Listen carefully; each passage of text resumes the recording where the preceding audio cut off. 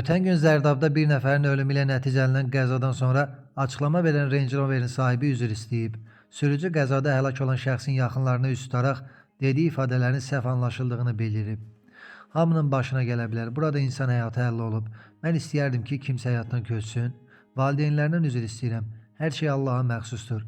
O rəhmətlik bilsəydi belə hadisə olacaq, o da, mən də bu yola çıxmazdıq. Mən o səviyyənin yiyəsi deyiləm. Mən elə bilirəm ki, qardaşımın, bacımın balasıdır. Biz kimdənsə nə artığıq, nə də əksik. Qeyd edək ki, ötən gün baş verən qəzadan sonra Vaz 21099-un sürücüsü Azər Abdullazadə həlak olub.